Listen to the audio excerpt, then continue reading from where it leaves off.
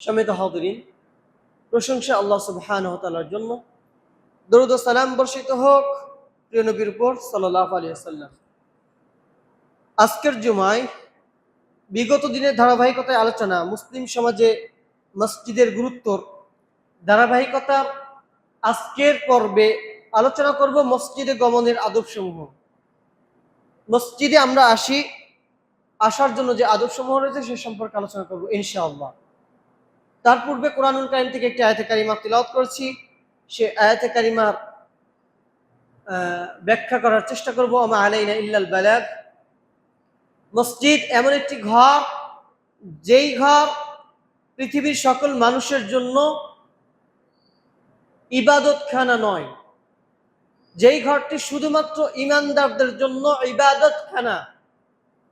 এই ইমারতটা, এই তৈরিটা, এই ঘরটা শুধুমাত্র যারা আল্লাহর দাস, আল্লাহর গোলাম, তাদের জন্যই প্রবেশাধিকার সংরক্ষিত।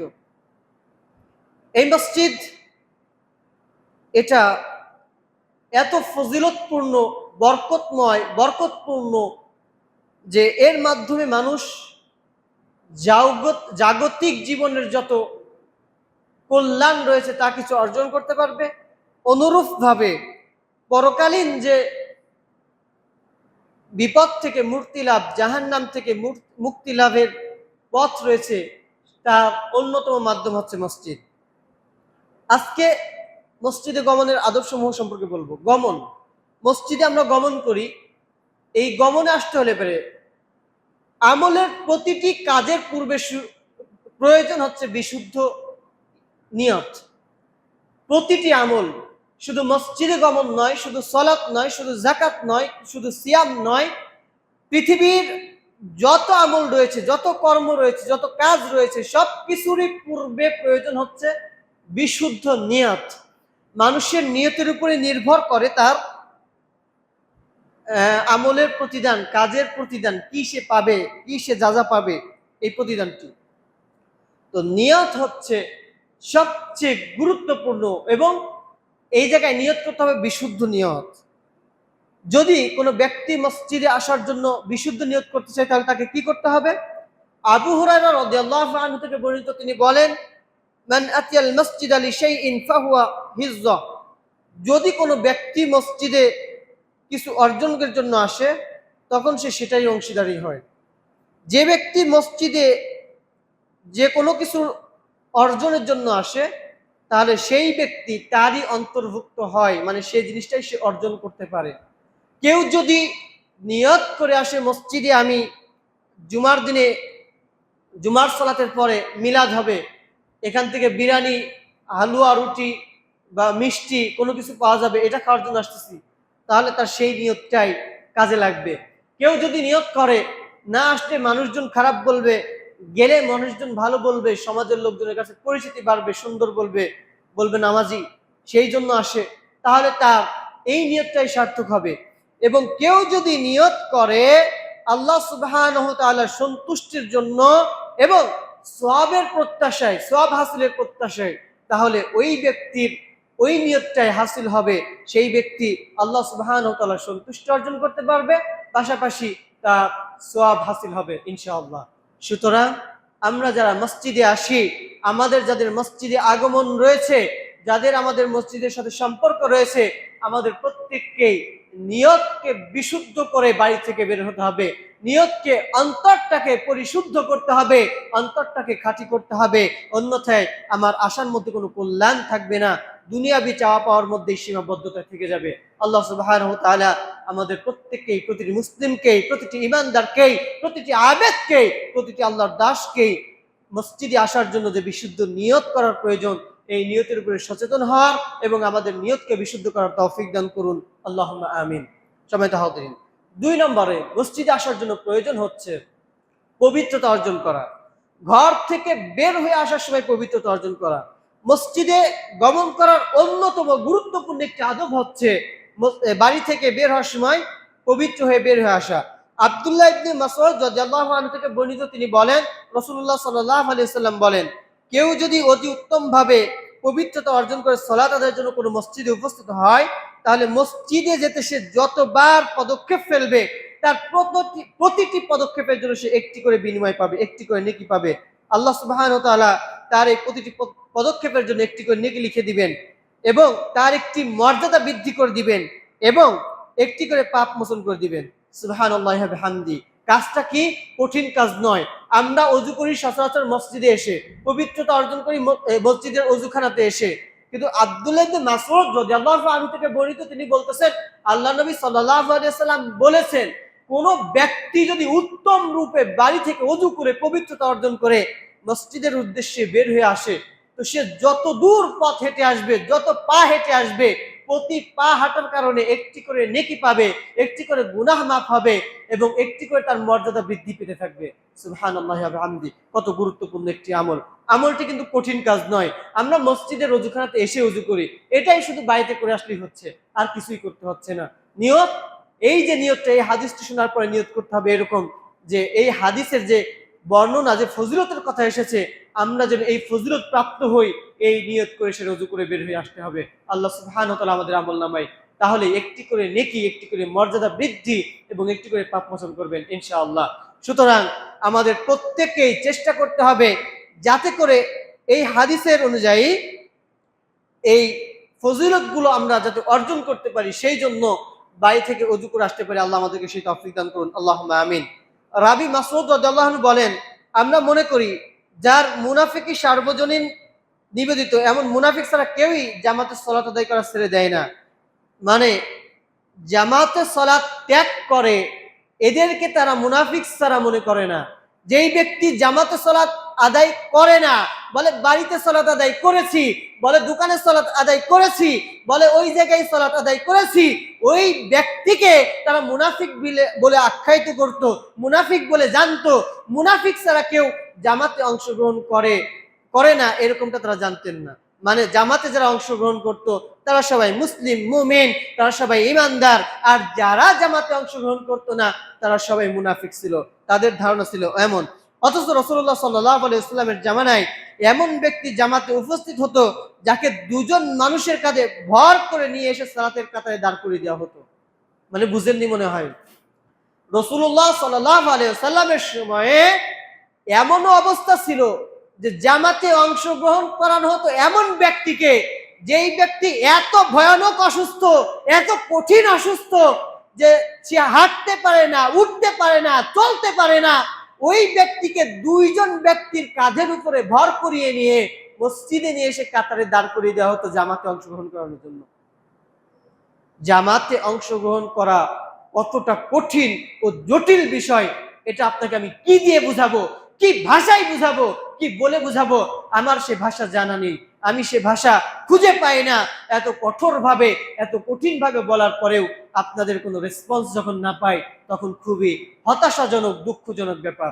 সম্মানিত হাজিরিন, আল্লাহ সুবহানাহু ওয়া তাআলা আমাদের প্রত্যেকেই আমাদের ঈমানকে একদম পরিপূর্ণ করে আল্লাহ সুবহানাহু ওয়া তাআলা সন্তুষ্ট অর্জনের জন্য প্রতি ওয়াক্ত জামাতে অংশগ্রহণ করে সালাত আদায় করার মতো তৌফিক দান করুন, আল্লাহুম্মা আমিন। 3 নম্বর, ময়লা বা দুর্গন্ধ থেকে দূরে থাকা। মসজিদে যখন প্রবেশ করবেন, মসজিদে আসার গমনের আদবের মধ্যে 3 নম্বরে রয়েছে পবিত্রতা অর্জন করা বা দুর্গন্ধ থেকে দূরভীত হওয়া। জাবের ইবনে আব্দুল্লাহ রাদিয়াল্লাহু আনহু থেকে বর্ণিত, তিনি বলেন রাসূলুল্লাহ সাল্লাল্লাহু আলাইহি ওয়াসাল্লাম বলেছেন, মান আকালা সুমান আও বাসলান ফালইয়াতাজিলনা আও ক্বাল ফালইয়াতাজিল মসজিদানা ওয়ালইয়াকুদ ফি বাইতি। যে ব্যক্তি রসুন বা পেঁয়াজ খায় সে যেন আমাদের হতে দূরে থাকে, অথবা বললেন সে যেন আমাদের মসজিদ থেকে দূরে থাকে আর নিজ ঘরে বসে থাকে। অন্য একটি বর্ণনায় এসেছে যে রাসূলুল্লাহ সাল্লাল্লাহু আলাইহি ওয়াসাল্লাম বলেছেন, যে ব্যক্তি কাঁচা পেঁয়াজ, এই দুর্গন্ধময় গাছের পেঁয়াজ বা রসুনের কিছু খাবে, সে যেন আমাদের মসজিদের নিকটবর্তী না হয়। এবং তার কারণ হচ্ছে যে ফেরেশতারা কষ্ট পান ওইসব জিনিসে, যেই সব জিনিসে মানুষেরা কষ্ট পায়।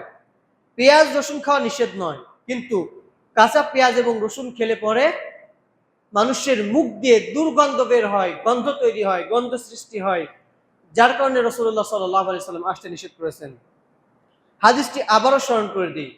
জাবের ইবনে আব্দুল্লাহ রাদিয়াল্লাহু আনহু থেকে বর্ণিত, তিনি বলেন আল্লাহ নবী সাল্লাল্লাহু আলাইহি সাল্লাম বলেছেন, যেই ব্যক্তি দুর্গন্ধময় গাছের ফল পেঁয়াজ বা রসুন খায়, কিছু অংশ খায়, সে যেন মসজিদে গমন না করে, কারণ ফেরেশতারা কষ্ট পায়। ফেরেশতারা কোন সমূহ বিষয়ে কষ্ট পায়? যেই সমূহ বিষয়ে মানুষ কষ্ট পায়। মানুষ দুর্গন্ধ শুনলে পরে কষ্ট পায়। আর পেঁয়াজ এবং রসুন খাওয়া হারাম নয়। পেঁয়াজ এবং রসুন যদি সিদ্ধ করে খান সেটা খাওয়া জায়েজ, বৈধ, এবং ওইটা খাওয়ার পরে মসজিদে আসা নিষেধও নয়। কিন্তু যখন আপনি কাঁচা পেঁয়াজ খাবেন তখন আপনার মুখে দুর্গন্ধ সৃষ্টি হবে, যখন আপনি কাঁচা রসুন খাবেন তখন আপনার মুখে দুর্গন্ধ সৃষ্টি হবে। আর ওই মুখ নিয়ে আসলে ফেরেশতারা কষ্ট পাবে, আপনার পাশের ব্যক্তি মুসল্লি কষ্ট পাবে, যে কারণে আসা নিষেধ করেছেন রাসূলুল্লাহ সাল্লাল্লাহু আলাইহি ওয়াসাল্লাম। সুতরাং যদি পেঁয়াজ এবং রসুন খেয়ে মসজিদে আসা নিষেধ হয়, তাহলে যেই ব্যক্তি একটার পর একটা সিগারেট ধরিয়ে ঘন্টার পর ঘন্টা অতিক্রম করতেছে, ওই ব্যক্তির মসজিদে আসতে কিভাবে আল্লাহ নবী সাল্লাল্লাহু আলাইহি ওয়াসাল্লাম অনুমোদন করে থাকেন। যেই ব্যক্তির গা দিয়ে ধূমপানের গন্ধ বের হয়, যেই ব্যক্তির পাশে দাঁড়ানোই যায় না, যেই ব্যক্তির নিকটবর্তী হওয়া যায় না, তার মুখ খুললে পরে দুর্গন্ধে আশপাশ ছড়িয়ে পড়ে, ওই ব্যক্তির মসজিদে আসার অনুমোদন থাকতে পারে?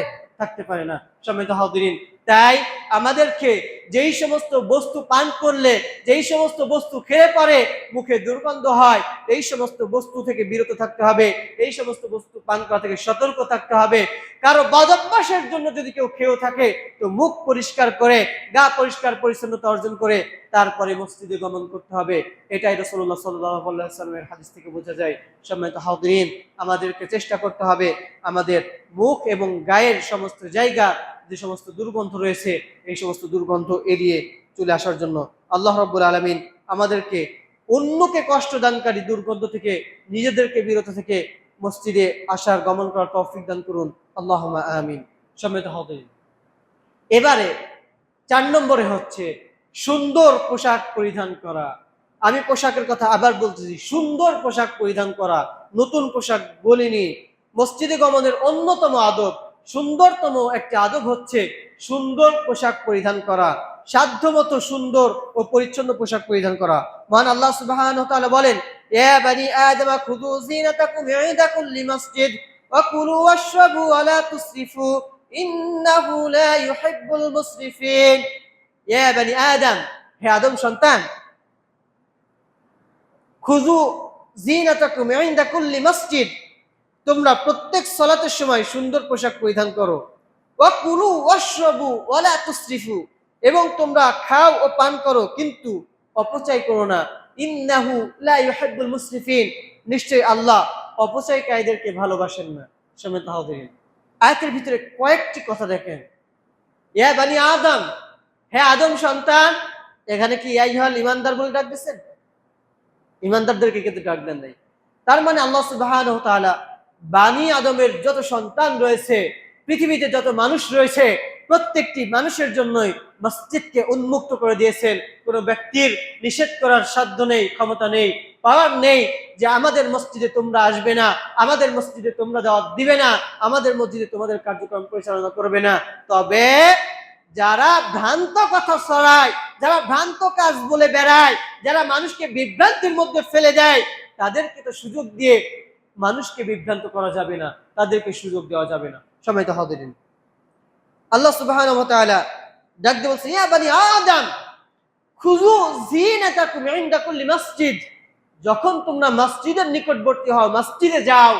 মসজিদে কি জন্য যায় মানুষ? আল্লাহর ইবাদত করার জন্য যায়।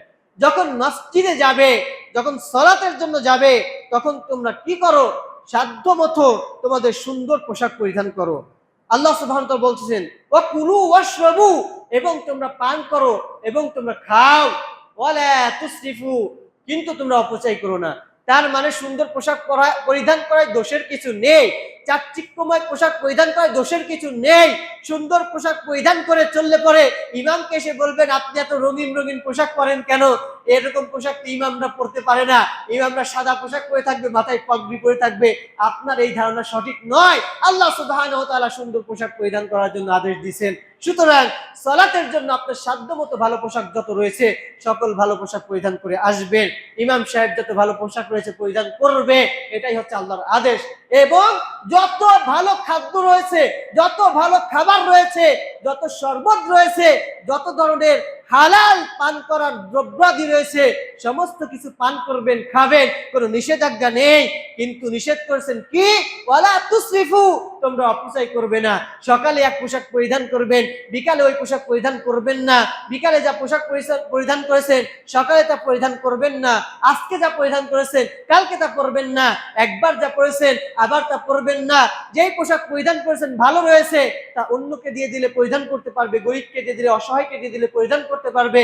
তা না দিয়ে আপনি সেটাকে ফেলে দিচ্ছেন, আপনি সেটাকে ডাস্টবিনে নিক্ষেপ করতেছেন, এমনটা করবেন না। আপনি খাবার নষ্ট করে ফেলে দিবেন না, আপনি শরবত নষ্ট করে ফেলে দিবেন না, পানি নষ্ট করে ফেলে দিবেন না, অপচয় করবেন না। অপচয়কারী শয়তানের ভাই। আল্লাহ ইন্নাহু লা ইউহিব্বুল মুসরিফিন, আল্লাহ অপচয়কারীকে ভালোবাসেন না। আল্লাহ যেই ব্যক্তি সুন্দর পোশাক পরিধান করে তাদেরকে পরিধান করার আদেশ দিয়েছেন। যেই ব্যক্তি ভালো মন্দ খায় তাকে খাওয়ার নির্দেশ দিয়েছেন। যেই ব্যক্তি পান করে তাকে পান করার নির্দেশনা দিয়েছেন। কিন্তু এই সবগুলোর সমন্বয়ে আল্লাহ বলছেন তোমরা কোনো কিছুকে অপচয় করো না। আল্লাহ সুবহানাহু ওয়া তাআলা আমাদেরকে সাধ্যানুপাতে, সাধ্যানুযায়ী প্রত্যেককে ভালো পোশাক পরিধান করে মসজিদে আসার, প্রত্যেকেই ভালো মন্দ খাবার, প্রত্যেকেই ভালো পান করার তৌফিক দান করুন এবং অপচয় থেকে দূরে থাকার, অপচয় থেকে বেঁচে থাকার, শয়তানদের ওয়াসওয়াসা থেকে দূরে থাকার তৌফিক দান করুন। আল্লাহুম্মা আমিন। সম্মানিত হাজিরিন, আব্দুল্লাহ ইবনে ওমর রাদিয়াল্লাহু আনহু থেকে বলেন রাসূলুল্লাহ সাল্লাল্লাহু আলাইহি ওয়াসাল্লাম বলেছেন যে ইযা সাল্লা আহাদুকুম ফালইজলাসা সাওবাতানি ফাইন্নাল্লাহা আহাক্কু মান তুযায়্যিনা লাহ, তোমাদের কেউ যখন সালাতে দাঁড়াবে সে যেন সুন্দর পোশাক পরিধান করে, নিশ্চয়ই আল্লাহ তাআলা তার থেকে সজ্জিত করার হকদার। পৃথিবীতে আপনাকে যেই ব্যক্তি সাজসজ্জা করার সুযোগ দিয়েছেন সে কে? আল্লাহ সুবহানাহু ওয়া তাআলা। আব্দুল্লাহ ইবনে ওমর রাদিয়াল্লাহু আনহু থেকে বর্ণিত, তিনি বলতেছেন যে রাসূলুল্লাহ সাল্লাল্লাহু আলাইহি ওয়াসাল্লাম বলেছেন তোমাদের যে কেউ, যে কোনো ব্যক্তি যখন সালাতে দাঁড়াবে সে যেন সুন্দর পোশাক পরিধান করে। কেন? কারণ হচ্ছে নিশ্চয় আল্লাহ সুবহানাহু ওয়া তাআলা তিনি হচ্ছেন তোমার থেকে সবচেয়ে সুন্দর সজ্জিত পাওয়ার হকদার। আমরা যখন কোনো বিবাহ অনুষ্ঠানে যাই, যখন কোনো ছেলে বর কনেকে দেখতে যায় তখন মনে হয় একটু উস্কো খুস্কো এলোমেলো পোশাক পরিধান করে যায়, তাই না? নাকি একটু সুন্দর চাকচিক্যময় পোশাক পরিধান করে যায় যাকে ছেলেকে দেখতে স্মার্ট লাগে, ভালো লাগে, দেখে যাতে পছন্দ করে, যাতে চয়েস হয়। ঠিক একই ভাবে যখন কনেকে নিয়ে এসে বরের সামনে উপস্থাপন করা হয় তখন মনে হয় একটু উস্কো খুস্কো ভাবে নিয়ে আসে, সুন্দরভাবে সাজায় না, ঠিক না? নাকি সুন্দরভাবে সাজিয়ে নিয়ে আসে যাতে করে বর দেখার সাথে সাথে তার দিকে আকর্ষণ ধরে, একটু পছন্দ হয়। সম্মানিত হাজিরিন, যদি পৃথিবীর মানুষ স্বামী স্ত্রী নির্ণয় করতে যে পৃথিবীর একজন আরেকজনের প্রতি ভালোবাসা তৈরি করতে গিয়ে আপনি এত চাকচিক্যময় পোশাক পরিধান করেন, এত সৌন্দর্যতা অবলম্বন করেন, তাহলে যেই ব্যক্তি আপনাকে চাকচিক্য করার, যেই ব্যক্তি আপনাকে সুসজ্জিত করার তৌফিক দান করলেন, যেই ব্যক্তির থেকে আপনি পেলেন, সেই ব্যক্তির জন্য যে আল্লাহ সুবহানাহু ওয়া তাআলা, যে আল্লাহ মহান, যে সুবহান আপনাকে এত চমৎকার ভাবে সুসজ্জিত করার তৌফিক দিয়েছেন, তার জন্য আপনি উস্কো খুস্কো এলোমেলো ময়লা আবর্জনা যুক্ত পোশাক পরিধান করে সালাতে আসবেন, এটা কেমন করে হতে পারে? আপনি তার প্রতি কেমন ভালোবাসার বহিঃপ্রকাশ করলেন? সুতরাং আল্লাহ সুবহানাহু ওয়া তাআলা ভালোবাসার বহিঃপ্রকাশ করার জন্য সুন্দর সুন্দর পোশাক পরিধান করে আসতে হবে। আল্লাহ রাব্বুল আলামিন আমাদেরকে তৌফিক দান করুন। আল্লাহুম্মা আমিন। সম্মানিত হাজিরিন, এখানে বলে রাখছি, আমি শুরুতেও বলেছি, নতুন পোশাক শর্ত নয়, ভালো পোশাক। ভালো পোশাক মানে, ভালো পোশাক মানে আপনার যতগুলো পোশাক রয়েছে তার মধ্যে সবচেয়ে যেটা আপনার পছন্দ সেটা হচ্ছে ভালো পোশাক। যেই পোশাকটা পরিচ্ছন্ন সেটা হচ্ছে ভালো পোশাক। যেই পোশাকটা ময়লা আবর্জনা লেগে নেই সেটা হচ্ছে ভালো পোশাক। যেই পোশাকটাকে আপনি স্টক করে রেখেছেন দাওয়াত খেতে যাওয়ার জন্য, বিয়ে বাড়িতে যাওয়ার জন্য, বন্ধুদের সাথে মিটিং এ যাওয়ার জন্য, ওটা হচ্ছে ভালো পোশাক। যেই পোশাকটাকে আপনি রেখে দিয়েছেন উন্নত কোনো ফাংশনে যাওয়ার জন্য, ওটা হচ্ছে ভালো পোশাক। আমাদেরকে আল্লাহ সুবহানাহু ওয়া তাআলা বুঝার তৌফিক দান করুন। আল্লাহুম্মা আমিন। সম্মানিত হাজিরিন, এরপরে মসজিদে আসার ৫ম নম্বর যে আদব, সেটি হচ্ছে ঘর থেকে বের হওয়ার সময় দোয়া পাঠ করা।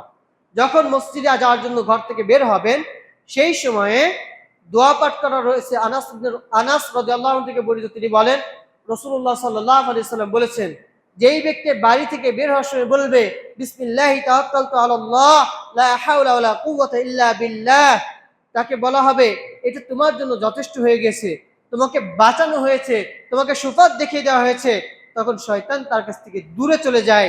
এক শয়তান অপর শয়তানকে বলে, তুমি ওই ব্যক্তির সাথে কি করতে পারো যাকে সুফাত দেখানো হয়েছে এবং সব রকমের অনিষ্ট থেকে যাকে রক্ষা করা হয়েছে। সম্মানিত হাজিরিন, দোয়াটা কত সহজ, কত সাবলীল, কত ছোট, কিন্তু তার ফজিলতটা দেখেন।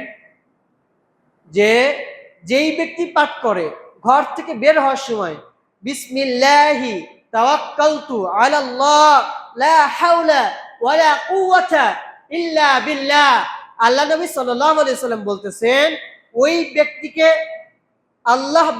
ব্যক্তিকে সুসংবাদ দাও, ওই ব্যক্তিকে জানিয়ে দাও, তাকে বলা হবে যে এটা তোমার জন্য যথেষ্ট হয়ে গেছে। যেই ব্যক্তি বলবে বিসমিল্লাহি তাওয়াক্কালতু আলাল্লাহ লা হাওলা ওয়ালা কুওয়াতা ইল্লা বিল্লাহ, বাড়ি থেকে বের হয়ে যে কোনো জায়গায় যাওয়ার সময়, মসজিদে আসার সময়ও এটা ধার্তব্য।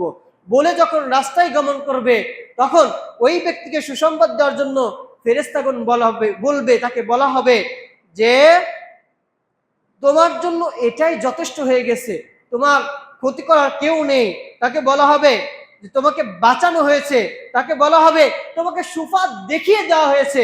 আর এই সময়ে শয়তান তার থেকে দূরে সরে যাবে, শয়তান তাকে ওয়াসওয়াসা দেওয়ার জন্য কাছে থাকবে না। এবং এক শয়তান আরেক শয়তানকে যে বলবে যে ওই ব্যক্তিকে তুমি কি করতে পারো। আমরা যেমন একজন আরেকজনের ব্যাপারে বলি যে অমুকের ব্যাপারে আপনি কি করবেন, ও তো অনেক ক্ষমতাধর, ও তো অনেক পাওয়ারফুল, ও তো অনেক নেতা মানুষ, ওরা কিছু বললে এসে আমার বাড়িঘর ভেঙে দিবে, বলেন না? ঠিক অনুরূপ ভাবে শয়তান বলা বলি করে আরেক শয়তানের কাছে, তুমি ওর কি ক্ষতি করবে যাকে সুপাত দেখানো হয়ে গিয়েছে। তার মানে এই দোয়াটা পরে বের হলে পরে আপনাকে সুপাত দেখানো হয়ে যাবে, আপনার ক্ষমতা, আপনাকে আল্লাহ সুবহানাহু ওয়া তাআলা জিম্মা দায়িত্ব নিয়ে যাওয়া হবে, আপনার জন্য যথেষ্ট হয়ে যাবে। এই দোয়াটায় আপনাকে বাঁচানো হবে শয়তানি ওয়াসওয়াসা থেকে, শয়তানি ধোঁকা থেকে। সম্মানিত হাজিরিন, এবং তুমি তখন শয়তান বলে যে যাকে সুপাত দেখানো হয়েছে এবং সব রকমের অনিষ্ট থেকে রক্ষা করা হয়েছে, তাকে ওয়াসওয়াসা দেওয়ার মতন ক্ষমতা কাদের নাই? শয়তানদের নেই। সম্মানিত হাজিরিন, সুতরাং এই দোয়াটাই আমাদের অভ্যস্ত হওয়া অত্যন্ত অতীব জরুরি একটি ব্যাপার। আজকের খুতবার আলোচনার সকল বিষয় ভুলে গেলেও এই বিষয়টা একটু স্মরণে রাখার চেষ্টা করবেন যে বাড়ি থেকে বের হওয়ার সময় বিসমিল্লাহি তাওয়াক্কালতু আলাল্লাহি লা হাওলা ওয়ালা কুওয়াতা ইল্লা বিল্লাহ, এই দোয়াটা পাঠ করলে পরে এই দোয়াটা আমার জন্য যথেষ্ট হয়ে যাবে। এই দোয়াটা পাঠ করলে পরে এই দোয়াটার কারণে আমাকে বাঁচানো হয়ে যাবে। এই দোয়াটা পাঠ করলে পরে এই দোয়াটার কারণে আমাকে সুফাত দেখানো হবে, আমার থেকে শয়তান দূরে চলে যাবে। এক শয়তান আরেক শয়তানের সাথে বলাবলি করবে, তাকে তুমি কি ক্ষতি করবে যাকে সুফাত দেখানো হয়েছে, তাকে তুমি কি ক্ষতি করবে যাকে বাঁচানো হয়েছে, তাকে তুমি কি ক্ষতি করবে যার জন্য আল্লাহ সুবহানাহু ওয়া তাআলা যথেষ্ট হয়ে গিয়েছে। সম্মানিত হাজিরিন, শয়তানরা বলাবলি করার মানে হচ্ছে শয়তানরা নিরুপায়, শয়তানদের করার কিছু নেই, শয়তানদের কোনো পাওয়ার আর থাকে না, কার্যকরী হয় না। সুতরাং সুপথ পাওয়ার জন্য আমাদের প্রত্যেকটি ব্যক্তিকে এই দোয়াটি সর্বাবস্থায় বাড়ি থেকে বের হওয়ার সময় পাঠ করা অত্যন্ত জরুরি। আল্লাহ রাব্বুল আলামিন আমাদের প্রত্যেককে, প্রতিটি মুসলিমকে বাড়ি থেকে বের হওয়ার সময় এই দোয়ার সাথে অভ্যস্ত হওয়ার তৌফিক দান করুন। এই দোয়া পাঠ করে আল্লাহর জিম্মা দায়িত্বে আমাদেরকে প্রবেশ করার তৌফিক দান করুন। আমাদের জন্য এই দোয়াটাকে যথেষ্ট করে দিন, আমাদেরকে এই দোয়ার বরকতে সুফাতকামীদের অন্তর্ভুক্ত করে দিন। আল্লাহুম্মা আমিন। উম্মু সালামা রাদিয়াল্লাহু আনহা থেকে বর্ণিত, তিনি বলেন রাসূলুল্লাহ সাল্লাল্লাহু আলাইহি সাল্লাম বলেছেন, যখন ঘর থেকে বের হতেন তখন বলতেন বিসমিল্লাহি তাওয়াক্কালতু আলাল্লাহ আল্লাহুম্মা ইন্না নাউযু বিকা মিন আন নাযিল আও নাবদিল আও নাজলিম আও নুজলিম আও নাজহাল আও নুজলিব আলাইনা। সম্মানিত হাজিরিন, অর্থ এই দোয়াটার মধ্যে যে আল্লাহর নামে, আল্লাহর উপর ভরসা করে হে আল্লাহ দোয়া করতেছি, হে আল্লাহ আপনার নিকট আশ্রয় প্রার্থনা করতেছি, পদস্থলন থেকে কিংবা পদভ্রষ্টতা হতে কিংবা জুলুম করা হতে কিংবা অত্যাচারিত হওয়া হতে কিংবা অজ্ঞতাবশত কারোর প্রতি মন্দ আচরণ হতে বা আমাদের প্রতি কারো অজ্ঞতা প্রসূত আচরণ হতে সম্মিলিত হবে। রাসূলুল্লাহ সাল্লাল্লাহু আলাইহি সাল্লাম বাড়ি থেকে বের হওয়ার সময় কয়েকটি জিনিস চেয়ে বের হতেন, দোয়া করে বের হতেন। তার মধ্যে প্রথম নম্বর দোয়াটা বলছি সবার জন্য, যেই দোয়াটি পাঠ করলে পরে ফজিলত বর্ণনা হয়েছে, সেই দোয়াটি পাঠ করার জন্য। আমরা এটাতেই অভ্যস্ত হই, পরেরটাতে পরবর্তীতে যাদের সাধ্য হবে, সুযোগ হবে, তারা মুখস্থ করে নেবেন। বিসমিল্লাহি তাওয়াক্কালতু আলাল্লাহ, আল্লাহুম্মা ইন্না নাউযু বিকা মিন আন-নাযিল আও নুদল্লি আও নাজলিম আও নুজলিম আও নাজহাল আও ইজহিল আলাইনা। সম্মানিত হাজিরিন, এরপরে 6 নম্বর হচ্ছে যখন মসজিদের উদ্দেশ্যে বাড়ি থেকে বের হব, আসার পথে আঙ্গুল না মটকানো। আঙ্গুল মটকানো বলতে আমরা যে আঙ্গুল ফুটাই, এইভাবে যারা আঙ্গুল ফোটানো আমাদের যে অভ্যাসগুলো রয়েছে, এই আঙ্গুলগুলো না মটকানোর জন্য আল্লাহ নবী সাল্লাল্লাহু আলাইহি সাল্লাম বলেছেন। কাব ইবনে উযরা রাদিয়াল্লাহু আনহু বলেন, রাসূলুল্লাহ সাল্লাল্লাহু আলাইহি সাল্লাম বলেছেন, ইযা তাওয়াদ্দানা আহাদুকুম ফাআহসানা উযুআ সুম্মা খারাজা আমিদান ইলাল মাসজিদ ফালা ইশবাকান্না ইয়াদাইহি ফাইন্নাহু ফি সালাহ। তোমাদের কেউ উত্তম রূপে ওযু করে মসজিদের উদ্দেশ্যে বের হলে সে যেন তার দু হাতের আঙ্গুল না মটকায়, কেননা সে তখন সালাতের মধ্যেই থাকে, অর্থাৎ ওই অবস্থায় তাকে সালাত আদায়কারী হিসেবে গণ্য করা হবে। সম্মানিত হাজিরিন, বাড়ি থেকে ওযু করে বের হয়ে মসজিদে আসতেছেন নিয়ত করে সালাত আদায় করবেন, মসজিদে আসেননি, সালাত আদায় শুরু করেননি, কিন্তু ওযু করে বের হয়ে আসার কারণে আপনাকে সালাত আদায়কারী হিসেবে গণনা করতেছেন কে? আল্লাহ সুবহানাহু ওয়া তাআলা। সুবহানাল্লাহি ওয়া বিহামদিহি। মানে আপনি নিয়ত করেছেন সালাত আদায় করবেন, আপনি উত্তম রূপে ওযু করে চলে আসতেছেন, এই জন্য আসতি পথে আপনাকে সালাতের নেকি দিয়ে দিচ্ছেন। এই কারণে উবাই ইবনে কাব রাদিয়াল্লাহু আনহু বলতেছেন, আল্লাহ নবী সাল্লাল্লাহু আলাইহি ওয়াসাল্লাম নিষেধ করেছেন যে সে যেন আঙ্গুল না মটকায়। কেননা কারণ হচ্ছে যে সালাতের ভিতরে আঙ্গুল মটকানো মনে হয় বৈধতা আছে না, জায়েজ আছে না? পিঠ চুলকানো, আঙ্গুল চুলকানো, গা চুলকানো সব জায়েজ আছে না? নামাজে যখন দাঁড়াবো, দাঁড়ানোর পরে মাথা চুলকাবো, গা চুলকাবো, শরীর চুলকাবো, পিঠ চুলকাবো, পা চুলকাবো, এই চুলকানোটা কি অনুমোদন কিনা বলেন না? হানাফি ফিকহ অনুযায়ী কেউ যদি একবার বা দুইবার বা তিনবার করে, সর্বোচ্চ তিনবার অনুমোদন দিয়েছে করে, তাহলে তার সালাতই বাতিল হয়ে যাবে হানাফি ফিকহ অনুযায়ী। কিন্তু সুন্নাহ অনুযায়ী যে সার্বক্ষণিক বা এটার যে কোনো প্রয়োজনে, খুব বিকট প্রয়োজন, জরুরি প্রয়োজন ছাড়া এটা করা অনুমোদন নেই। যদি খুব অত্যন্ত জরুরি প্রয়োজন হয় তাহলে করতে পারেন। যদিও হানাফি ফিকহ অনুযায়ী অধিকাংশ আলেমগণ বা তাদের মতটা হচ্ছে যে না চুলকানোর জন্য। দেখবেন হানাফি ইমামগণ বলে থাকেন যে কখনোই সালাতে দাঁড়িয়ে কোথাও চুলকানো যাবে না, যার ফলে সালাতে দাঁড়িয়ে উপরে এদিক সেদিক তাকালে পরেও তাদের যারা মুসল্লিরা রয়েছে তারা কাতার সোজা না করলেও, তারা পায়ের সাথে পা না লাগালেও, তারা রাফল আদায় না করলেও তারা কিন্তু দেখবেন সালাতে দাঁড়ানোর পরে চুলকাচুলকি করে না, কারণ এই ব্যাপারে তারা সচেতন। সম্মানিত হাজিরিন, তো আঙুল মটকানো তো চুলকানোর চেয়েও আরেকটি কঠিন জিনিস। চুলকানোর জন্য এক হাত হলে যথেষ্ট হয়ে যায়, 2 হাত লাগে না, কিন্তু আঙুল মটকানোর জন্য, আঙুল ফুটানোর জন্য আপনি 2 হাত ছাড়া পারবেন না। সুতরাং আপনাকে আঙুল ফুটানোর জন্য অনুমোদন দেওয়া হয়নি সালাতে। যেখানে চুলকানিরই অনুমোদন নেই সেখানে আপনি আঙুল ফুটাবেন কি করে? এই জন্য যখন বাড়ি থেকে বের হবেন তখন আপনি সালাতের ভিতরেই তো রয়েছেন, আপনাকে আঙুল ফোটানোর অনুমোদন দেওয়া হয়নি। সম্মানিত হবে, যদি সালাতের সময় বিশেষ কোনো কারণে চুলকানোর প্রয়োজন হয় তাহলে চুলকাতে পারেন, অসুবিধা নেই। তবে খেয়াল রাখবেন, আল্লাহ নবী সাল্লাল্লাহু আলাইহি সাল্লাম আলাদাভাবে নির্দেশনা দিয়েছেন সেজদার ব্যাপারে, যে সেজদায় যেন 7টি অঙ্গ প্রত্যঙ্গ লেগে থাকে। সেজদায় যে যদি চুলকানি ওঠে, চুলকানোর প্রয়োজন হয়, চেষ্টা করবেন যথাসাধ্যভাবে সেজদায় না চুলকানোর। সালাতের অন্য কোনো জায়গায় চুলকালে পরেও সেজদাতে না চুলকানোর চেষ্টা করবেন, সেজদা থেকে উঠে চুলকানোর চেষ্টা করবেন। আল্লাহ সুবহানাহু ওয়া তাআলা তৌফিক দান করুন, আল্লাহুম্মা আমিন। 7 নম্বর, মসজিদে আসার সময় দোয়া পাঠ করা।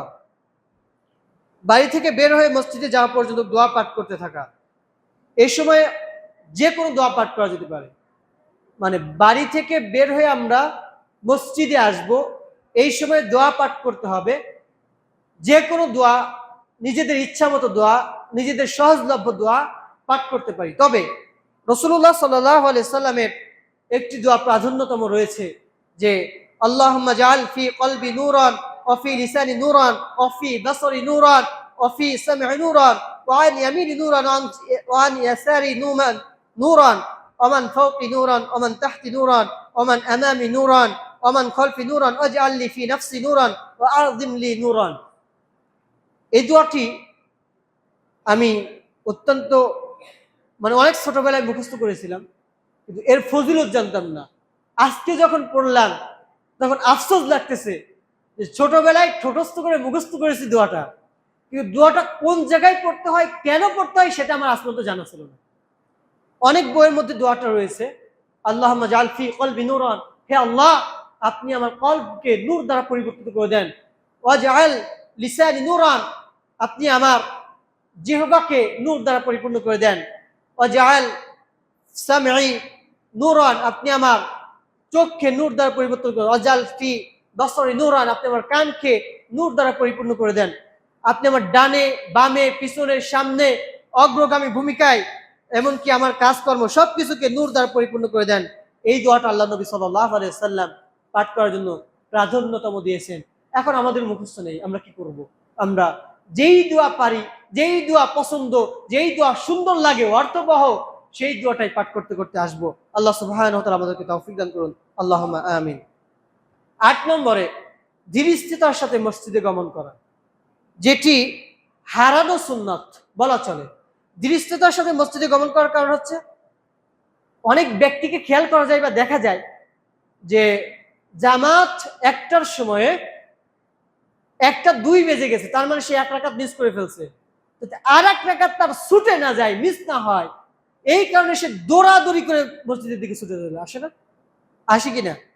আবার কেউ দেখা যাচ্ছে যে টাইম হয়নি কিন্তু তারপরেও দৌড়ে আসতেছে যাতে করে সে জামাতের ইকামতটা মিস না করে। সমেত হাজরিন, দৌড়ে মসজিদে আসতে আল্লাহ নবী সাল্লাল্লাহু আলাইহি সাল্লাম নিষেধ করেছেন, যদিও জামাত শেষ হয়ে যায়। বুঝেননি মনে হয়? দৌড়িয়ে তাড়াহুড়ো করে মসজিদে আসবেন না, মসজিদে আসবেন ধীর স্থির ভাবে, যদিও জামাত শেষ হয়ে যায়। তার মানে কি যে আপনি জামাতের আগে মসজিদে আসবেন না, এটা বুঝাইছে কি? না, আপনি পর্যাপ্ত সময় নিয়ে ধীর স্থির ভাবে আস্তে আস্তে হেঁটে আসেন, এটা হচ্ছে সুন্নাত। আবু হুরায়রা রাদিয়াল্লাহু আনহু থেকে বর্ণিত, তিনি বলেন, ইযা সামি'তুমুল ইকামাহ ফামশু ইলাস সালাতি ওয়া আলাইকুম বিস সাকিনাতি ওয়াল ওয়াকার ওয়া লা তুসরি'ু ফামা আদরাকতুম ফাসাল্লু ওয়া মা ফাতাকুম ফাআতিম্মু। আল্লাহ নবী সাল্লাল্লাহু আলাইহি ওয়াসাল্লাম বলতেছেন, যখন তোমরা ইকামত শুনতে পাবে তখন সালাতের দিকে চলে আসবে। তোমাদের উচিত স্থিরতা ও গাম্ভীর্যতা অবলম্বন করা, তাড়াহুড়ো করবে না, ইমামের সাথে যতটুকু পাও তা আদায় করবে, আর যা ছুটে যায় তা পূর্ণ করবে। আদেশ কার? রাসূলুল্লাহ সাল্লাল্লাহু আলাইহি ওয়াসাল্লাম। মানে আপনি দূরের থেকে ইকামত শুনতে পাচ্ছেন, দৌড়ায় চলে আসবেন যাতে করে রাকাতটা পরিপূর্ণ পান, না দৌড়াবেন না, ধীর স্থির ভাবে আসবেন। কার আদেশ?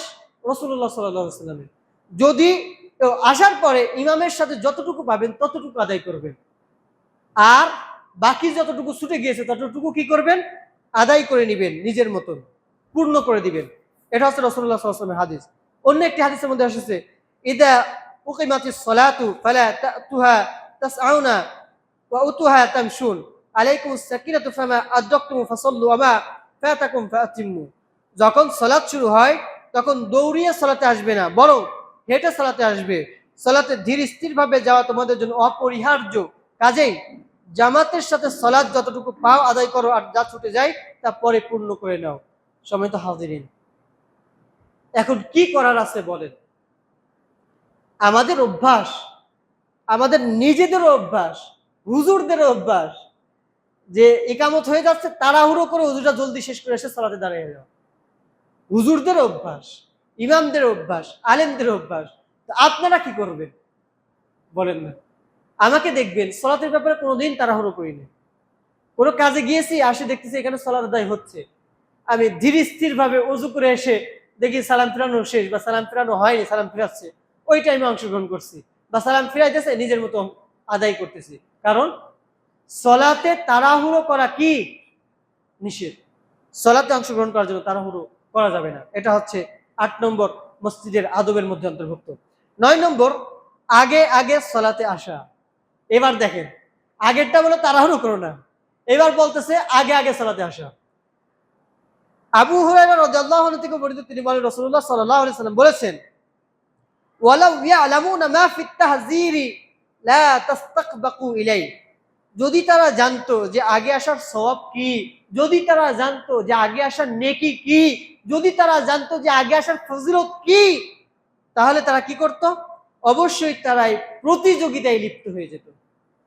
প্রতিযোগিতায় লিপ্ত হওয়া বুঝেন? মনে হয় বুঝেন না। যদি লটারির ঘোষণা আসে, কে কয়টা লটারি কিনবে, কার আগে কে ভাগ্যে জিতবে, হয় না প্রতিযোগিতা? ও যদি 2টা কেনে আমি 3টা কিনি, ও যদি 3টা কেনে আমি 5টা কিনি, যে 5টার মধ্যে একটা যদি বেঁচে যায়, হয় না এরকম? দেখেননি, এটা হচ্ছে প্রতিযোগিতা। যদি কোথাও কোনো গণনার মধ্যে এমন আসে যে কোনো ফ্যামিলির মেম্বার যদি 5 জন থাকে, তাহলে তাকে 5টা জিনিস প্রদান করা হবে। আর যদি 4 জন থাকে তাহলে 4টা, 3 জন থাকে 3টা। তো ওই টাইমে কিন্তু কার বাড়িতে কত লোক আছে, আত্মীয় স্বজন আছে, সব নিয়ে জড়ো বেঁধে যায় যে কার লোকজন সংখ্যা বেশি, জনসংখ্যা বেশি, হয় না? যেমন ভাবে সাধারণভাবে আমরা এগুলো কথা কম বুঝি, যদি বুঝাই যে মিছিলের সময় কোনো ব্যক্তির নেতা নির্বাচিত হবে, কে কে পরবর্তীতে নেতা থাকবে, এটা নির্ণয়ের জন্য কিন্তু আমাদের দেশে সংখ্যা নির্ধারণ করা হয়, কার মিছিলে কত লোক বেশি। যার মিছিলে লোক বেশি সেই ব্যক্তি কি নেতা হওয়ার যোগ্য, পারফেক্ট মনে করি আমরা। জোর লোকের অভাব নেই, ওই জিতে যাবে। তো এটা হচ্ছে প্রতিযোগিতা। যেই নেতারা রয়েছে তারাও দেখায় যে আমার কত লোক রয়েছে, দেখো। শোডাউন দিয়ে, লোক ভাড়া করে, টাকা দিয়ে, যে কোনো মাধ্যমে কি করে, লোক নিয়ে এসে উপস্থিত করে। এটা হচ্ছে প্রতিযোগিতা, দেখানোর জন্য। তো প্রতিযোগিতা হচ্ছে অন্যকে হারিয়ে নিজে জয়লাভ করা, এটা হচ্ছে প্রতিযোগিতা। প্রতিযোগিতা হচ্ছে অন্যর থেকে ছিনিয়ে নেওয়া, নিজে বেশি ফজিলত পাওয়া, নিজে বেশি ফায়দা লাভ করা, উপকার লাভ করা।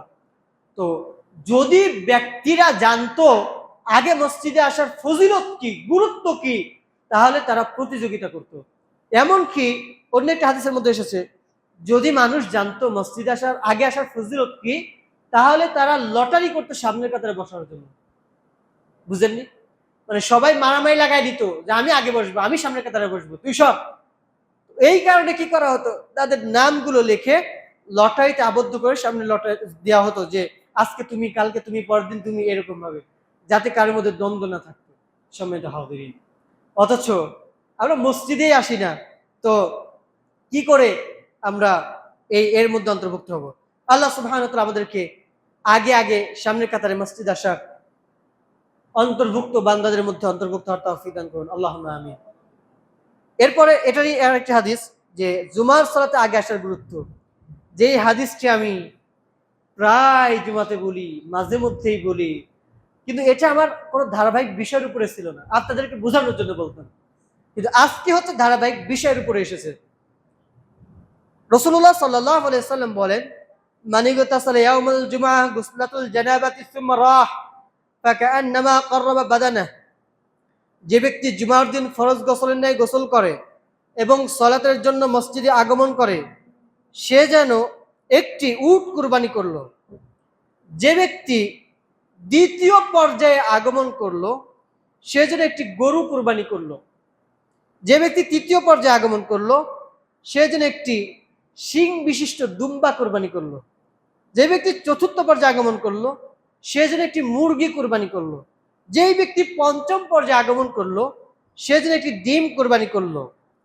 পরে ইমাম যখন খুতবা দেওয়ার জন্য দাঁড়িয়ে যায়, বের হন, তখন ফেরেশতাগণ জিকির শোনার জন্য, খুতবা শোনার জন্য খাতাটাকে বন্ধ করে উপস্থিত হয়ে শ্রোতা হয়ে যান। সম্মানিত হাজিরিন, হাদিসটা আমি বলেছি না আগে, সবাই শুনেছেন। আজকে বিষয় ভিত্তিক এসেছে, আবারও একটু রিপিট করি। রাসূলুল্লাহ সাল্লাল্লাহু আলাইহি সাল্লাম বলতেছেন, জুমার দিনে ফরজ গোসলের ন্যায় গোসল করে যেই ব্যক্তি আগে মসজিদে আসে প্রথম সারিতে, সেই ব্যক্তির আমলনামায় কি কুরবানি দেওয়ার আমল লেখা হয়? একটি উট কুরবানি দেওয়ার সমান নাকি লেখা হয়, দুম্বা নয়। দ্বিতীয় নম্বরে যেই ব্যক্তি দ্বিতীয় সারিতে যারা প্রবেশ করে, তাদের আমলনামায় কি লেখা হয়? একটি গরু কুরবানি দেওয়ার সমান নাকি লেখা হয়। তৃতীয় পর্যায়ে যারা আসে, তাদের আমলনামায় কি লেখা হয়? 2টি শিং বিশিষ্ট দুম্বা কুরবানি দেওয়ার নেকি লেখা হয়। চতুর্থ পর্যায়ে যারা আসে তাদের আমলনামায় কি? একটি মুরগি কি কুরবানি করা যায়? মুরগি সদাকা করা যায়, দান করা যায়। মানে মুরগি সদাকা করে দিলে, দান করে দিলে পরে যতটুকু নেকি হয় ততটুকু নেকি লেখা হয়। পঞ্চম পর্যায়ে যারা আসে তাদের আমলনামায় কি কুরবানি দেওয়ার নেকি লেখা হয়? একটি ডিম কুরবানি দেওয়ার নেকি লিখে দেওয়া হয়। কতক্ষণ পর্যন্ত লেখা হয়? প্রথম সারি, দ্বিতীয় সারি, তৃতীয় সারি, চতুর্থ সারি, পঞ্চম সারি, 5টা সারি লেখা হচ্ছে, লিপিবদ্ধ করা হচ্ছে। কতক্ষণ পর্যন্ত? নামাজের আগ পর্যন্ত। কতক্ষণ পর্যন্ত বলা হলো? যতক্ষণ না যখন ইমাম সাহেব খুতবার জন্য উঠে যায়, যখন খুতবা শুরু হয়ে যায়, সেই সময়ে ওই ফেরেশতারা এই নেকি লেখা বাদ দিয়ে তারা বসে যায় কি জন্য? খুতবা শ্রবণ করার জন্য। তাহলে বলেন তো, খুতবা শুরু হওয়ার পরে যারা আসছে তারা কি এই নেকিটা পাবে? এই নেকিটা কাদের জন্য? যারা খুতবা শুরু হওয়ার আগে এসেছেন তাদের জন্য। আপনাদের এই মসজিদে এই সৌন্দর্যটা না থাকলেও বাংলাদেশের অনেক মসজিদের অনেক জায়গায় এমন সুন্দর নিদর্শন রয়েছে যে 11টা থেকে 11:30টার মধ্যে মসজিদে 2-3 কাতার ভরপুর হয়ে যায়। সামনের কাতারে লোকের জায়গা দেওয়া যায় না। এটা অনেক মসজিদে রয়েছে, আপনারা দেখতে পারেন। শুধু আহলে হাদিস সালাফি মসজিদ তা নয়, হানাফি অনেক মসজিদেও রয়েছে। সমেত হাদিরিন, এটা অত্যন্ত গুরুত্বপূর্ণ একটি আমল, গুরুত্বপূর্ণ একটি নেকি, যে কিছুই করতে হচ্ছে না। জুমার সালাতের জন্য তো এমনিতেই প্রস্তুতি নেই, এমনিতেই আসি। এই আশাটা শুধু একটু আগে আসতেছে সময় বের করে। তার কারণে উট অথবা গরু অথবা দুম্বা অথবা মুরগি অথবা ডিম যে কোনো একটা পাচ্ছি। এখন প্রথম সারিতে কারা এসেছে, দ্বিতীয় সারিতে কারা আসছে, তৃতীয় সারিতে কারা আসছে বুঝবেন কি করে? যারা আগে আসতেছে তাদেরকে প্রথম সারি ধরে দিবেন? সমেত হাদিরিন, ইন্নামাল আমালু বিন্নিয়াত, এই জায়গাটায় অনেক সময়ে আপনার নিয়তের উপরে নির্ভর করবে যে আপনি কোন নিয়তে আসতেছেন। আল্লাহ সুবহানাহু ওয়া তাআলা, আমি আপনাদেরকে এই হাদিস থেকে প্রত্যেকটি ব্যক্তিকে অনুরোধ, আপত্তি, আদেশ, নির্দেশ, নসিহা যাই বলেন, যে হিসেবে গ্রহণ করেন সেই হিসেবে বলতে চাই, আগামী জুমার থেকে সকল কাজ বাদ দিয়ে, দুনিয়ার মোহ ত্যাগ করে, দুনিয়াবি কাজ ত্যাগ করে, খুতবা শুরু হওয়ার পূর্বে 12:30টার পূর্বে সকলেই মসজিদে উপস্থিত হবেন ইনশাআল্লাহ। যারা বললেন না তাদের নিয়তে ঘাপলা রয়েছে নাকি? আগামী জুমার থেকে, আজকে তো জুমার দিন শেষ, আজকে তো আর চাইলে পরে পারবেন না আগে আসতে পারবেন। আগামী জুমার থেকে প্রত্যেকটি মুসল্লি যেন 12:30টার মধ্যে মসজিদে উপস্থিত হতে পারেন। পারবেন না ইনশাআল্লাহ? আল্লাহ আপনি তৌফিক দান করুন, আমিন। সম্মানিত হাজিরিন, আপনারা আগে আসলে আমার কয়েকটি লাভ আছে এবং আপনাদেরও কয়েকটি লাভ আছে। আমি প্রায় 17টি পয়েন্ট নিয়ে আসছিলাম, 21টি পয়েন্ট নিয়ে আসছিলাম, তার মধ্যে 9টি পয়েন্ট বলছি, সময় শেষ আর বলবো না, আগামী জুমাতে বলার চেষ্টা করবো আমালাইনাল। তো আপনারা আগে আসলে আমার যেমন লাভ আপনাদেরও লাভ, আমার চেয়ে আপনাদের লাভ বেশি। আমার বক্তব্য আপনারা খণ্ডকালীন শুনলে পরে কোনো বিষয় বুঝতে পারবেন না, কারণ আমি আমার বক্তব্যের মধ্যে 2 মিনিটের মধ্যে একটা গল্প বলে একটা হাসি দিয়ে কোনো বিষয় উপস্থাপন করার চেষ্টা করি না। আমার এই অভ্যাস ত্যাগ করেছি 2019 সাল থেকে। আগে ছিল অভ্যাস, এখন নেই।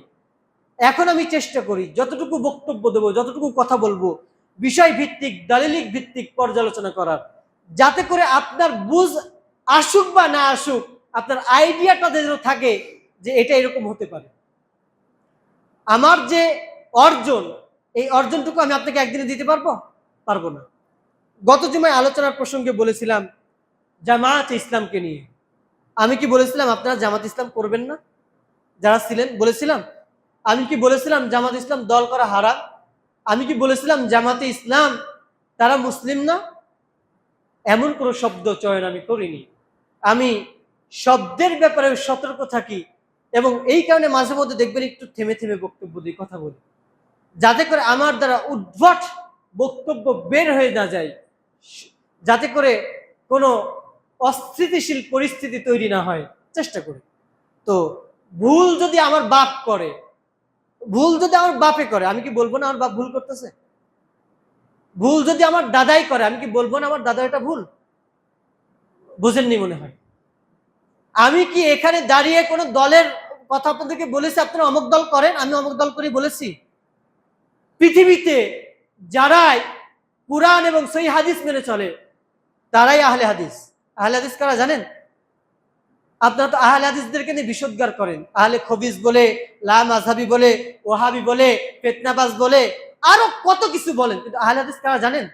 কোন দলের নাম, কোন ফেরকার নাম, কোন নির্ধারিত ব্যক্তিবর্গের অনুসারীদের নাম না। আহলে হাদিস পৃথিবীতে যেখানে যারাই পবিত্র কুরআন এবং সহিহ হাদিস মেনে চলে, তাকে দাবি করা লাগবে না সে আহলে হাদিস, সে নিজে থেকে আহলুল হাদিস হয়ে গিয়েছে। কারণ হাদিস মানে কি জানেন? হাদিস মানে অনেকে জানেন যে বাণী, তাই না? কুরআন কি? কুরআন হচ্ছে হাদিস, কুরআন হচ্ছে ওয়াহি। পুরো পৃথিবীতে আমরা কুরআন এবং হাদিসের যে ব্যাখ্যা করি, বর্ণনা করি, এই কুরআন এবং হাদিসের মূল এটা হচ্ছে ওয়াহি। ওয়াহি মানে হচ্ছে আল্লাহর পক্ষ থেকে জিবরাইল আলাইহিস সালামের মাধ্যমে রাসূলুল্লাহ সাল্লাল্লাহু আলাইহি সাল্লামের কাছে যা কিছু এসেছেন সেটা হচ্ছে কি? ওয়াহি, কুরআন না, ওয়াহি। ওয়াহি কয়েক রকম রয়েছে, ওয়াহি হে মাতলু, ওয়াহি হে গায়রে মাতলু। যেটা সরাসরি জিবরিল আমিন এসে দিয়েছেন সেটা হচ্ছে কুরআনুল কারীম, যেটা রাসূলুল্লাহ সাল্লাল্লাহু আলাইহি সাল্লাম অন্যান্য মাধ্যমে পেয়েছেন সেটা হচ্ছে হাদিস। সম্মানিত হাজিরিন, এখন কুরআন এবং হাদিসের সমন্বয় হচ্ছে হাদিস। আল্লাহ সুবহানাহু ওয়া তাআলা কুরআনুল কারীমের মধ্যে 11 থেকে 14 জায়গায় কুরআনকে হাদিস বলে সম্বোধন করেছেন। বুঝেননি বিষয়টা? আল্লাহু নাজ্জালা আহসানাল হাদিস, সূরা ইব্রাহিম আয়াত নম্বর 2 বের করে দেখেন, আল্লাহ বলতেছেন আলিফ লাম মিম, আল্লাহু নাজ্জালা আহসানাল হাদিস। আলিফ লাম মিম অর্থ আলিফ লাম মিম, আল্লাহ এবং তার রাসূল ছাড়া কেউ ভালো জানেন না। তারপর বলতেছেন আল্লাহু নাজ্জালা, আল্লাহ নাজিল করেছে, আহসান উত্তম, হাদিস উত্তম হাদিস। আল্লাহ কোরআনকে হাদিস বলে সম্বোধন করছে না? তো যখন আহলে হাদিস হয়, আহল হচ্ছে অনুসারী বা পরিবার, যখন হাদিস আসতেছে আহলে হাদিস, তখন কি হচ্ছে? হাদিসের অনুসারী। কুরআনকে হাদিসের বহির্ভূত, আহলে হাদিস মানে হচ্ছে কুরআন এবং সহিহ হাদিসের অন্তর্ভুক্ত। সম্মানিত হাজিরিন, এই আহলে হাদিস যারা বর্তমান বাংলাদেশে রয়েছে, কোনো মসজিদে, কোনো মসজিদ থেকে কাউকে বের করে দেওয়া হয়েছে জোরে আমিন না বলার জন্য, কেউ বলতে পারবেন কোনোদিন? আমার জানা নেই। যদি আপনাদের কাছে জানা থাকে এসে বলতে পারেন, আমি স্বাচ্ছন্দ্যে গ্রহণ করব এবং তাদের প্রতিবাদ জানাবো। কোন মসজিদে পায়ের সাথে পা না লাগানোর কারণে কোনো ব্যক্তিকে গালি দেওয়া হয়েছে, বলতে পারবেন? আমার জানা নেই। কোনো ব্যক্তিকে বুকের উপর হাত না বাঁধার কারণে রাগ দেখানো হয়েছে, বলতে পারবেন? আমার জানা নেই। সম্মানিত হাজিরিন, আহলুল হাদিস এটা বুকের উপর হাত বাঁধা, রফউল ইয়াদাইন করা এবং পায়ের সাথে পা মেলানো, জোরে আমিন বলা, এর মধ্যে সীমাবদ্ধতা নয়। আমি বলেছি আহলুল হাদিসদের পরিচয় কি বলেন তো? পৃথিবীতে যারাই যেখানেই কি করে, কুরআন এবং সহিহ হাদিস মেনে চলে, তারাই কি? বুঝেননি মনে হয় আমার কথা। পৃথিবীতে যেখানেই যারা কুরআন এবং সহিহ হাদিস মেনে চলে তারাই আহলে হাদিস। তারা পরিচয় দিক বা না দিক, তারা আহলে হাদিস বলুক বা না বলুক, তারা আহলে হাদিস। এটা হচ্ছে আহলে হাদিসের মূলনীতি। যারা বলতেছে আহলুল হাদিস আমরা, নামাজ পড়তেছে না, দাড়ি রাখতেছে না, জেনা বাদ দিচ্ছে না, সুদ বাদ দিচ্ছে না, ঘুষ বাদ দিচ্ছে না, তারা আহলে হাদিস দাবি করলে কি তারা আহলে হাদিস? কোশ্চিন কালে ওই সমস্ত ব্যক্তি আহলে হাদিস নয়। আহলে হাদিস পরিচয়টা কেন দিচ্ছেন? আহলে হাদিস পরিচয়টা কেন দিবেন? আল্লাহ কোরআনে বলছে নিজেদেরকে পরিচয় দিতে মুসলিম বলে, মুমিন বলে, আপনারা আহলে হাদিস পরিচয় দেন কেন? তাই না? আহলে হাদিস পরিচয় ওই সময়ের জন্য, ফিতনাময় যুগের জন্য, যেই সময়ে চারিদিকে ফিতনা, যেদিকে হিজবুত তাওহীদ, যেদিকে আহলে কোরআন, যেদিকে আরো কাদিয়ানি মতবাদ, শিয়া মতবাদ, সুন্নি মতবাদ, তরিকতি মতবাদ, সৃষ্টি মতবাদ, আরো কত রকম মতবাদ রয়েছে। এই মতবাদের মধ্যে সঠিক পথ নির্ণয়ের নির্দেশনা গাইডলাইনকে খুঁজে বের করার জন্য যে মতটাকে অবলম্বন করতে হয় সেটা হচ্ছে আহলুল হাদিস মতবাদ। সম্মানিত হাজিরিন, জামায়াতে ইসলামের মতবাদ নিয়ে বলতে যে বলেছিলাম যে তাদের আকীদায় কিছু ভুল রয়েছে। বলেছিলাম তাদের প্রত্যেকেরটি কর্মের দাড়ি হচ্ছে জুতা পালিশ করা মুসির যে বিরাস, ওই বিরাসের মাথা যতটুকু এতটুকু দাড়ি। তো আপনি যদি পারেন, আপনার যদি সাধ্য থেকে আপনি প্রমাণ করে দেন যে না, যারা জামাত ইসলাম করে তাদের প্রত্যেকের বড় বড় সুন্নতি দাড়ি, দেখান আপনি আমাকে। আমি যে কথাগুলো বলেছি সে কথাগুলো বলতে হয়। আমি তো বলছি, আমি রেফারেন্সের কথা বলিনি, আমার কাছে দলিল আছে। আপনি আসেন আমার কাছে, বাইরে সমালোচনা করবেন খুতবা না বুঝে, বক্তব্য না বুঝে। আপনি তো মুনাফিকের ঘরের মুনাফিক। আপনি যে জামাতে আসেন 2 মিনিট আগে, 5 মিনিট আগে, তা আপনি আমার বক্তব্য বুঝবেন কি? আর আপনি মানুষের কাছে যে বদনাম করবেন, যেই লোকের কাছে গেছে সেই লোককে আমি বলতেছি আপনি কি জামাতে আকীদায় বিশ্বাসী না সালাফি আকীদায় বিশ্বাসী? সে বলতেছে আমি সালফে সালেহিনের মানহাজ অনুযায়ী আমলে বিশ্বাসী, আর আকীদায় রাজনীতিতে আমি জামাত ইসলামে বিশ্বাসী। আপনাদের পাশের মসজিদ, বড় মসজিদ, বড় মসজিদ, গোরস্থান মসজিদ, বড় ইমাম, কোন আহলুল হাদিস মসজিদে জামাতে ইসলামের কোন ইমাম নিয়োগপ্রাপ্ত থাকতে পারে না। আর যারা পরিচয় দেয় তাদের নামের আগে থেকে আহলুল হাদিস মসজিদটা কেটে দিতে বলেন, আহলুল হাদিস কেটে দিতে বলেন। কারণ আহলুল হাদিসরা কোনো রাজনীতিতে বিশ্বাসী নয়, আহলুল হাদিসরা কোনোদিন কোনো দলের এজেন্ডা নয়। আহলুল হাদিসরা আওয়ামী লীগ ক্ষমতায় থাকা অবস্থায় যেমন তাদের বক্তব্য যে জায়গায় ছিল, জামাতে ইসলাম ক্ষমতা আসলে তাদের বক্তব্য যেমন একই জায়গায় থাকবে, খেলাফত ইসলাম আসলেও একই জায়গায় থাকবে। পৃথিবীতে যত দল রয়েছে, বাংলাদেশের যত দল রয়েছে, সমস্ত দল আসলে পরে ওই বক্তব্য একই জায়গায় থাকবে। কারণ তারা কোনো দলের এজেন্ডা হয়ে বক্তব্য দেয় না, বক্তব্য দেয় কোরআন এবং সহিহ হাদিস থেকে। আমি আগেও যা বক্তব্য দিয়েছি এখনো তাই দিচ্ছি, আজ থেকে 10 বছর পরেও একই বক্তব্য পাবেন ইনশাআল্লাহ। কারণ আমি তো আর আমার মন গড়া বক্তব্য দিচ্ছি না, আমার যে দল ভালো লাগে সেই দলের বক্তব্য দিচ্ছি না, বক্তব্য দিচ্ছি কোরআন এবং হাদিস থেকে। আপনার সাধ্য থাকে কোরআন এবং হাদিস থেকে দালিলিক ভিত্তিক আমাকে আপনি রদ করেন, সমালোচনা করে তো আপনি আমার কিছু করতে পারবেন না, বরঞ্চ আমাকে আরো উপকার করবেন যে আপনার যতটুকু আমল ছিল সেই আমলটুকু আপনি আমাকে দিতে পারবেন। আল্লাহ সুবহানাহু ওয়া তাআলা আমাদেরকে প্রত্যেকটি বিষয় অনুধাবন করার তৌফিক দান করুন এবং প্রকৃত ইসলাম সম্বন্ধে জ্ঞান অর্জন করার বুঝবার মতো তৌফিক দান করুন। আল্লাহুম্মা আমিন। ওয়া আখিরু দাওয়ানা আলহামদুলিল্লাহি রাব্বিল আলামিন।